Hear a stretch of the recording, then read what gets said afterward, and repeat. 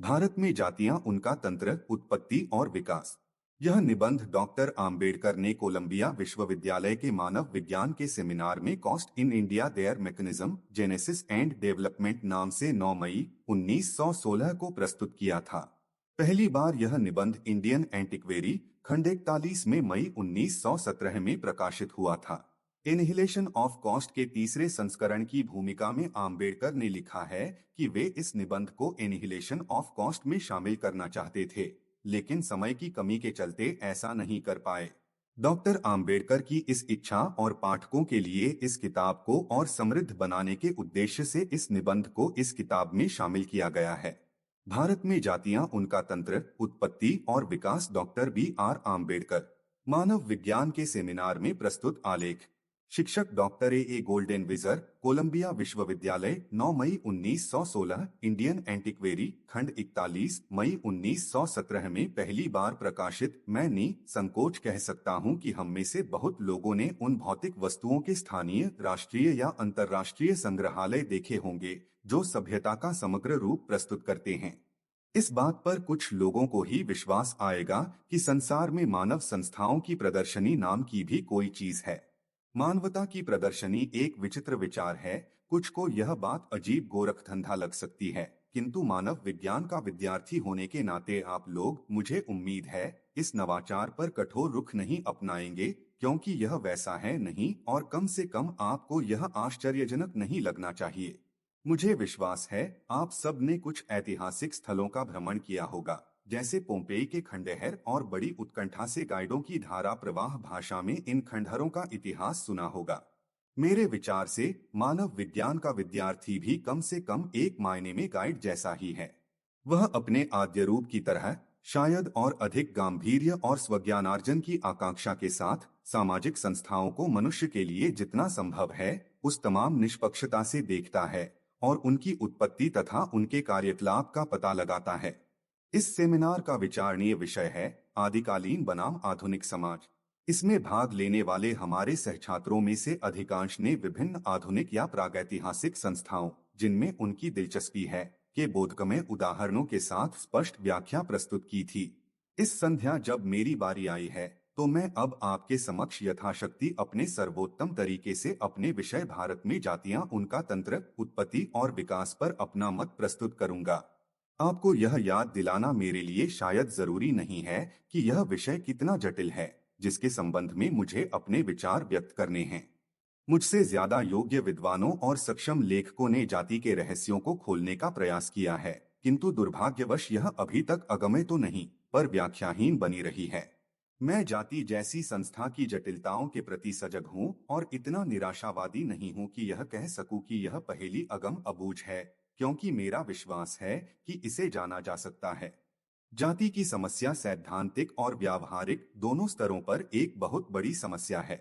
व्यावहारिक रूप से यह एक ऐसी संस्था है जिसके परिणाम बहुत विकराल हुए हैं। होने को तो यह एक स्थानीय समस्या है, लेकिन यह व्यापक पैमाने पर नुकसान करने में सक्षम है, क्योंकि जब तक भारत में जाति विद्यमान रहती है, तब तक हिंदुओं में शायद ही अंतर्जातीय विवाह और बाह्य लोगों से समागम हो सके, और यदि हिंदू अन्य देशों में जाकर बस जाते हैं, तो भारतीय जाति की समस्या विश्व भर की समस्या हो जाएगी। सैद्धांतिक रूप से जाति ने अनेकानेक विद्वानों को गच्चा दिया है, जिन्होंने प्रेमवश किए गए श्रम के द्वारा इसके उद्भव तक पहुंचने का प्रयास किया था। ऐसी स्थिति में मैं इस समस्या का उसकी समग्रता की दृष्टि से विवेचन नहीं कर सकता। मुझे आशंका है कि समय, स्थान और क्षमता मेरा साथ नहीं देंगे यदि मैंने अपने को इस समस्या के एक निश्चित चरण तक सीमित नहीं रखा। जिन पक्षों को मैं निरूपित करना चाहता हूँ वे हैं जाति व्यवस्था की उत्पत्ति, उसका तंत्र और फैला। मैं इन्हीं सूत्रों तक अपने आप को सीमित रखूंगा, केवल आवश्यकता पड़ने पर ही अपने इस शोध प्रबंध में निहित किसी बात का स्पष्टीकरण करते हुए या उसके समर्थन में विषयांतर करूंगा। अपने विषय का प्रतिपादन करते हुए मैं निवेदन करूंगा कि प्रसिद्ध समाज वैज्ञानिकों के अनुसार भारत की जनसंख्या आर्यों, द्रविड़ों, मंगोलों और शकों का सम्मिश्रण है। ये जातियां अलग अलग देशों से शताब्दियों पूर्व भारत पहुंची और अपने मूल देश की सांस्कृतिक विरासत के साथ यहाँ बस गईं। तब इनकी स्थिति कबायली समाज वाली थी। इन्होंने अपने पूर्ववर्तियों से संघर्ष कर भारत में प्रवेश किया और कुछ समय तक संघर्ष करने के बाद इस देश में शांतिप्रिय पड़ोसी के रूप में जम गए। इनके परस्पर सतत संपर्कों और संबंधों के कारण एक साझा संस्कृति का सूत्रपात हुआ, जिसमें उनकी अलग अलग संस्कृतियों की विशेषताएं समाहित हो गईं। यह स्वीकार किया जा सकता है कि उन विभिन्न समुदायों के बीच जिनसे भारतीय समाज निर्मित हुआ है, संपूर्ण विलय की स्थिति बनी है और पूरे भारत में भ्रमण करने पर यह साक्ष्य मिलेगा कि पूर्व के लोग शारीरिक गठन और रंग में भी पश्चिम से अलग हैं, जैसे दक्षिण उत्तर से अलग है। लेकिन विलयन से सजातीयता उत्पन्न नहीं होती है, जो किसी भी समाज की पहचान है। सजातीयता का उद्भव सांस्कृतिक एकता से होता है।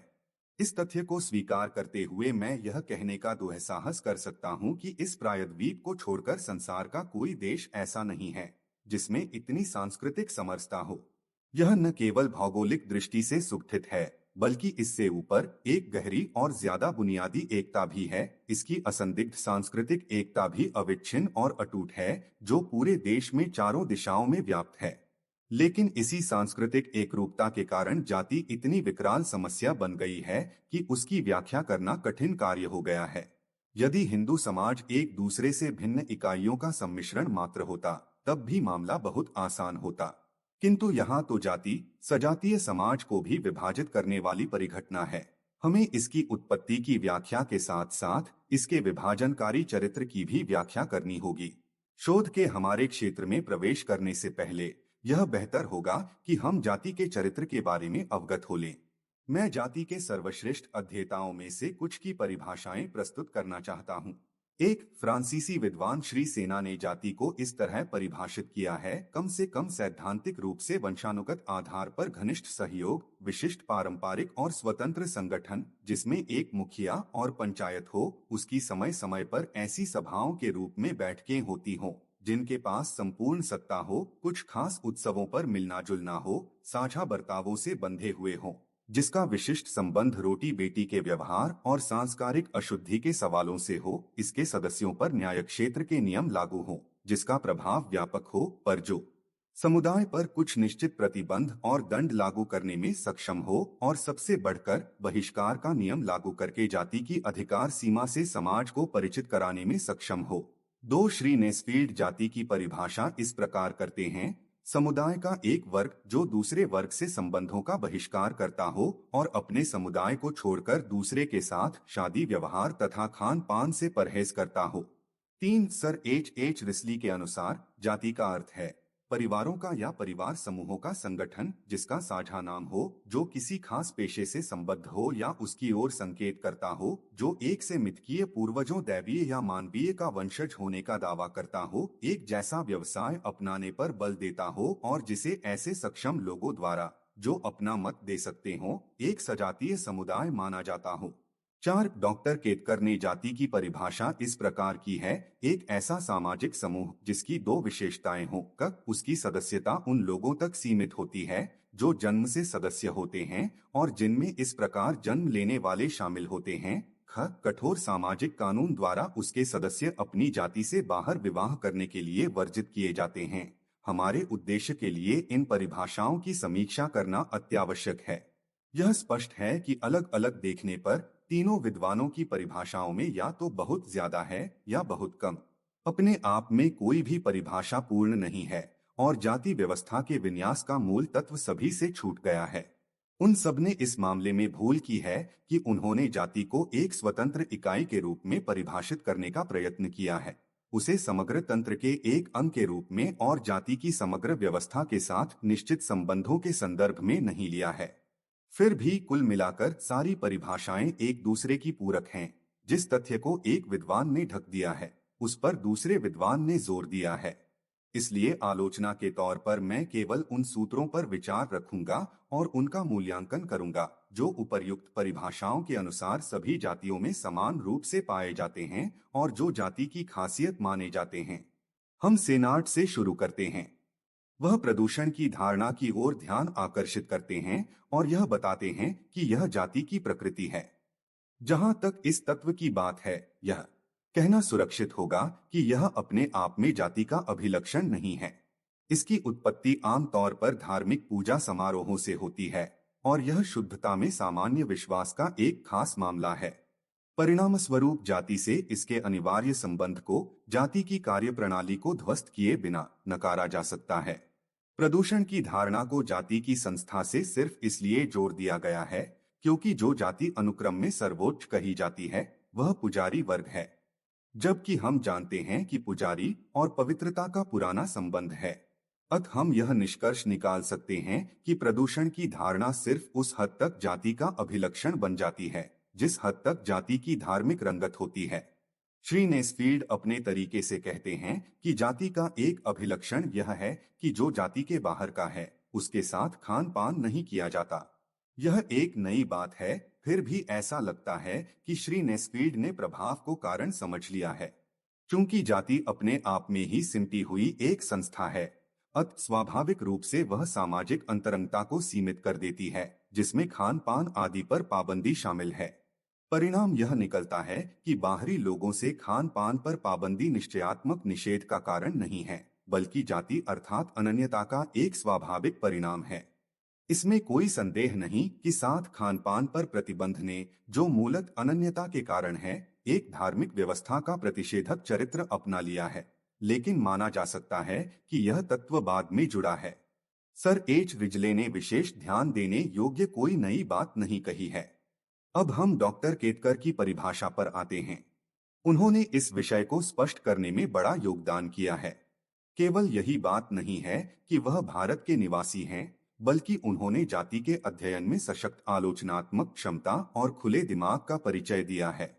उनकी परिभाषा विचारणीय है क्योंकि उन्होंने जाति का विश्लेषण जाति व्यवस्था से इसके संबंध के आधार पर किया है और अपना ध्यान केवल उन्हीं अभिलक्षणों तक केंद्रित रखा है जो एक व्यवस्था के अंतर्गत जाति के अस्तित्व के लिए अपरिहार्य हैं।